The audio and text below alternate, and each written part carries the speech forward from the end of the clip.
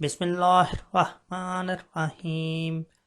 حضرت ابو سعید خدری رضی اللہ تعالی عنہ سے روایت ہے، انہوں نے رسول اللہ صلی اللہ علیہ وآلہ وسلم سے سنا، آپ فرما رہے تھے، جب کوئی بندہ مسلمان ہو جاتا ہے پھر اسلام پر اچھی طرح کاربند رہتا ہے تو اللہ تعالیٰ اس کے تمام گناہوں کو معاف کر دیتا ہے جن کا اس نے قبل از اسلام ارتکاب کیا تھا، اور اس کے بعد پھر قصاص کا اصول چلتا ہے کہ ایک نیکی کے بدلے 10 گنا سے لے کر 700 گنا تک دیا جاتا ہے، اور برائی کا بدلہ تو برائی کے مطابق ہی دیا جاتا ہے مگر یہ کہ اللہ تعالیٰ اس سے درگزر فرما لے۔ صحیح بخاری حدیث نمبر 41۔ حضرت ابو ہریرہ رضی اللہ تعالی عنہ سے روایت ہے، انہوں نے کہا، رسول اللہ صلی اللہ علیہ وآلہ وسلم نے فرمایا، جب تم میں سے کوئی اپنے اسلام کو اچھا کرے تو ہر وہ اچھائی جس کو وہ بجا لائے گا 10 گنا سے 700 گنا تک لکھی جائے گی، اور ہر وہ برا کام جو وہ کرتا ہے تو وہ اتنا ہی لکھا جاتا ہے جتنا اس نے کیا ہے۔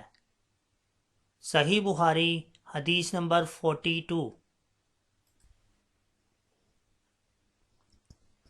حضرت عائشہ رضی اللہ تعالی عنہ سے روایت ہے، نبی اکرم صلی اللہ علیہ وآلہ وسلم ایک مرتبہ ان کے پاس تشریف لائے، وہاں ایک عورت بیٹھی ہوئی تھی، آپ نے پوچھا، یہ کون ہے؟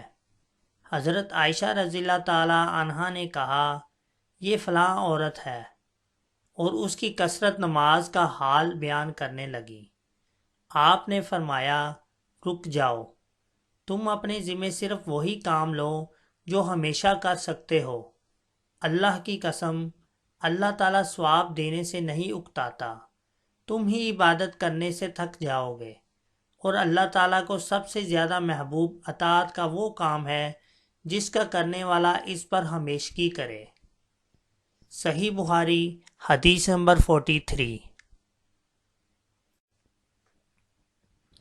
حضرت انس رضی اللہ تعالی عنہ سے روایت ہے، وہ نبی اکرم صلی اللہ علیہ وآلہ وسلم سے بیان کرتے ہیں، آپ نے فرمایا، جس نے لا الہ الا اللہ کہا اور اس کے دل میں ایک جو کے برابر نیکی ایمان ہو، وہ دوزخ سے ضرور نکلے گا، اور جس نے لا الہ الا اللہ کہا اور اس کے دل میں گھیوں کے دانے کے برابر بھلائی ایمان ہو، وہ دوزخ سے ضرور نکلے گا، اور جس نے لا الہ الا اللہ کہا اور اس کے دل میں ایک ذرہ برابر نیکی ایمان ہو، وہ بھی دوزخ سے ضرور نکلے گا۔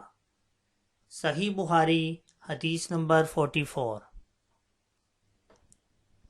حضرت عمر بن خطاب رضی اللہ تعالی عنہ سے روایت ہے، ایک یہودی نے ان سے کہا، اے امیر المومنین، تمہاری کتاب قرآن میں ایک ایسی آیت ہے جسے تم پڑھتے رہتے ہو، اگر وہ آیت ہم یہودیوں پر نازل ہوتی تو ہم اس دن کو عید کا دن ٹھہرا لیتے۔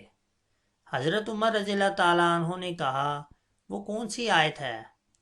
یہودی بولا، یہ آیت، آج میں نے تمہارے لیے تمہارا دین کامل کر دیا اور تم پر اپنی نعمت پوری کر دی اور دین اسلام کو تمہارے لیے پسند کر لیا۔